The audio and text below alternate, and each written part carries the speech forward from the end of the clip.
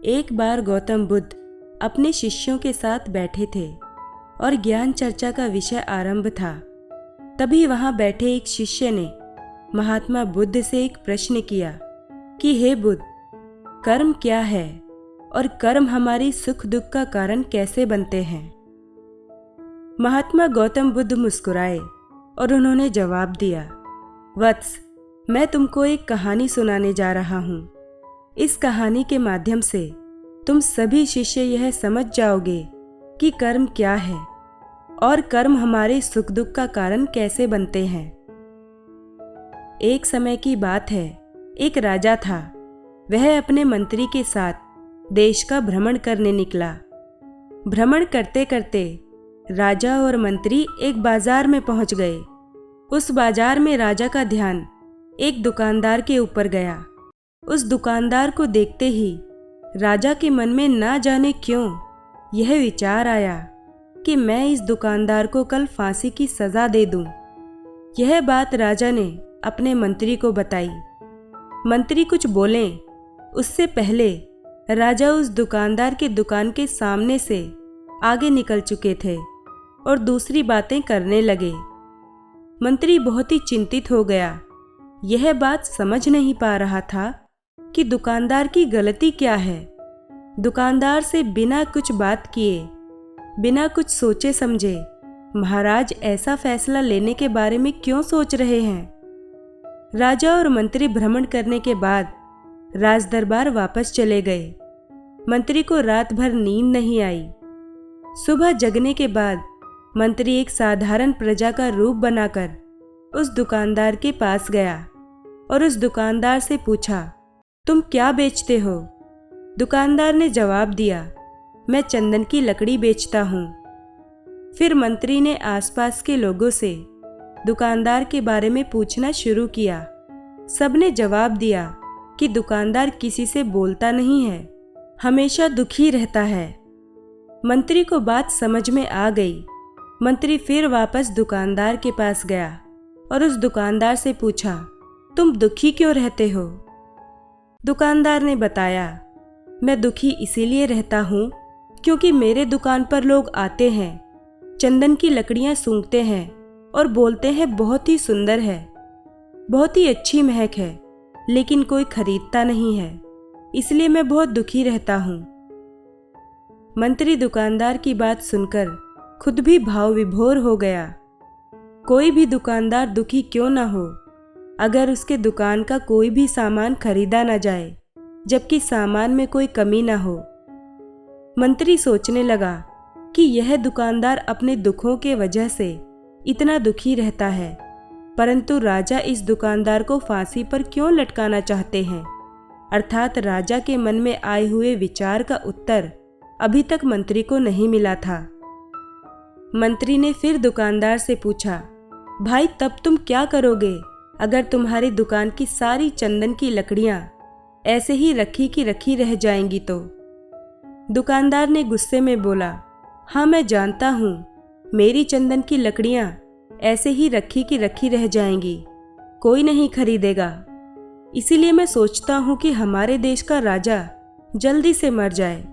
अगर वह जल्दी से मर जाता तो मैं उस राज दरबार में उस राजा के दाह संस्कार के लिए अपनी चंदन की लकड़ी देता, जिससे मुझे कुछ पैसे मिल जाते और इस बाजार के अलावा बाकी के लोगों को भी मेरे चंदन की लकड़ी के बारे में पता चलता, तो फिर शायद कुछ ना कुछ लोग मेरी दुकान से जरूर खरीदने आते चंदन की लकड़ी।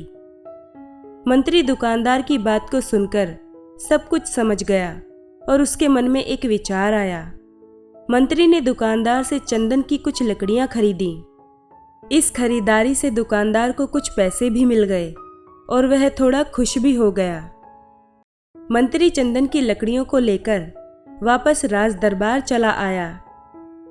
राज दरबार पहुंचकर मंत्री ने उन चंदन की लकड़ियों को राजा के समक्ष रख दिया और बोला कि हे राजन, ये चंदन की लकड़ियां उसी दुकानदार ने आपको भेंट किया है जिस दुकानदार को आप फांसी देने के लिए सोच रहे थे। राजा ने उन चंदन की लकड़ियों को सूंघा तथा सूंघने के बाद बड़े ही प्रसन्न हुए। उन्होंने कहा कि यह चंदन की लकड़ियां बहुत ही ज्यादा खुशबूदार हैं। दुकानदार के इस अनोखे भेंट से राजा बहुत खुश हुए और मंत्री को कुछ स्वर्ण मुद्राएं दी तथा बोले, जाओ उस दुकानदार को ये स्वर्ण मुद्राएं इनाम में दे देना और बोलना कि आज के बाद महल में जब भी कभी चंदन की लकड़ी की जरूरत पड़ेगी तब तुम्हारी दुकान से ही चंदन की लकड़ी ली जाएगी। मंत्री जी मुस्कुराने लगे और यह सोचने लगे कि अब तो राजा के मन में उस दुकानदार को फांसी देने का विचार आ ही नहीं सकता, क्योंकि अब तो हमेशा राज दरबार के लिए चंदन की लकड़ियों के इंतजाम की जिम्मेदारी उस दुकानदार को जो मिल गई है। मंत्री स्वर्ण मुद्राओं को लेकर वापस दुकानदार की तरफ चल दिया। इधर राजा इस विचार में पड़ गए कि वह दुकानदार तो बड़ा ही अच्छा इंसान है। जिस वक्त मैं उसके बारे में यह सोच रहा था कि मैं इसको कल फांसी दे दूंगा, तब शायद उसके मन में उस समय यह विचार चल रहा था कि राजन पहली बार मेरी दुकान के सामने आए हैं, क्यों ना मैं उनको अपनी सुंदर और खुशबूदार लकड़ियों को भेंट करूं। और आज उसने मुझे भेंट भी किया। बेवजह ही मैं उसको फांसी देने के बारे में सोच रहा था। इधर मंत्री दुकानदार के पास पहुंच गया। मंत्री ने राजा के द्वारा दी गई स्वर्ण मुद्राओं को दुकानदार को देते हुए कहा कि जिन चंदन की लकड़ियों को मैं कल खरीद कर ले गया था, उन चंदन की लकड़ियों को राजा ने बहुत पसंद किया और इनाम के तौर पर तुमको यह कुछ स्वर्ण मुद्राएं दी हैं। दुकानदार बहुत ही खुश होने लगा। साथ ही साथ मंत्री ने उस दुकानदार को यह भी बताया कि अब आज के बाद राज दरबार में जब भी कभी चंदन की लकड़ियों की जरूरत पड़ेगी तो सारी चंदन की लकड़ियां तुम्हारी दुकान से ही ली जाएंगी। दुकानदार मंत्री की बात सुनकर बहुत ही खुश हो गया। मंत्री ने दुकानदार से पूछा, क्यों भाई, तुम तो राजा के बारे में इतना बुरा भला सोचते थे, लेकिन देखो राजा तुम्हारी कितनी चिंता करते हैं। राजा कितने अच्छे हैं। राजा अपनी प्रजा के बारे में कभी गलत नहीं सोचते हैं। दुकानदार मंत्री की बात से सहमत हो गया और बहुत दुखी हुआ। दुकानदार मंत्री से बोला, मैं कितना गलत सोचता था राजा के बारे में। राजा तो बड़े ही अच्छे हैं, बड़े ही भले राजा हैं। भगवान करे कि राजा की बहुत लंबी आयु हो। यह बात सुनकर मंत्री भी बहुत खुश हुआ। फिर मंत्री वहां से वापस राज दरबार को चला गया और यहीं पर महात्मा गौतम बुद्ध ने इस कहानी को समाप्त कर दिया। फिर अपने शिष्य से उन्होंने पूछा कि अब बताओ कि कर्म क्या है। किसी शिष्य ने कहा, कर्म बोले हुए शब्द हैं। किसी शिष्य ने कहा, कर्म वाणी है। तो किसी ने कहा, कर्म सोच है। तो किसी ने कहा, कर्म भावना है, वगैरह वगैरह। अपने सारे शिष्यों का जवाब सुनने के बाद महात्मा गौतम बुद्ध ने बताया कि कर्म हर इंसान के खुद के विचार होते हैं। हमारे विचार जैसे रहेंगे हम वैसे ही कर्म करेंगे और उन्हीं विचारों के द्वारा किए हुए कर्म हमारे सुख और दुख के लिए उत्तरदायी होंगे।